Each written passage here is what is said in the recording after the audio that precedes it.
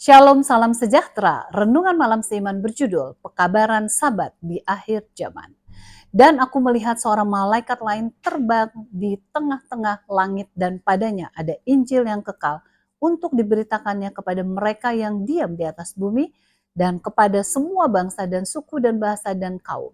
Dan ia berseru dengan suara nyaring, takutlah akan Allah dan muliakanlah dia, karena telah tiba saat penghakimannya, dan sembahlah dia yang telah menjadikan langit dan bumi dan laut dan semua mata air. Wahyu 14 ayat 6 dan 7. Buku Wahyu adalah buku yang banyak berbicara mengenai akhir zaman. Ayat inti di atas membahas proklamasi dari Wahyu 14 ayat 6 sampai 12 sehubungan dengan Injil kekal untuk menyelesaikan pekerjaan pemulihan dan pemulihan hukum Tuhan. Pemberitaan pekabaran ini menjadi misi gereja Tuhan yang menyiapkan kedatangan Kristus yang kedua kalinya. Pekabaran ini untuk membangunkan dunia, untuk mengundang semua orang untuk bersiap bagi masa penghakiman.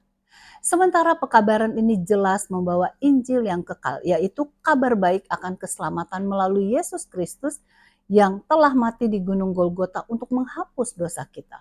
Ada lagi panggilan yang diberikan pada akhir zaman, yaitu panggilan untuk menyembah Sang Pencipta. Sebagaimana yang tertulis di ayat inti di atas.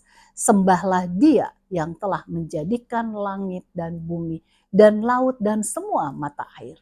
Bila kita melihat akan 10 hukum Allah, maka kita dapatkan bahwa hukum keempatlah yang menyebutkan Allah sebagai pencipta langit dan bumi.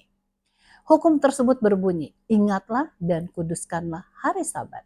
6 hari lamanya engkau akan bekerja dan melakukan segala pekerjaanmu. Sebab 6 hari lamanya Tuhan menjadikan langit dan bumi, laut dan segala isinya. Dan ia berhenti pada hari ketujuh. Itulah sebabnya Tuhan memberkati hari Sabat dan menguduskannya. Keluaran 20 ayat 8, 9, dan 11.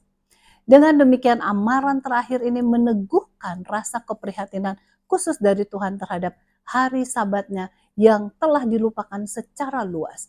Sehingga perlu dipulihkan kembali sebelum kedatangan Yesus yang kedua kalinya. Menyampaikan pekabaran ini akan memicu konflik yang melibatkan seluruh dunia. Masalah utamanya adalah penurutan pada hukum Allah dan beribadah pada hari Sabat.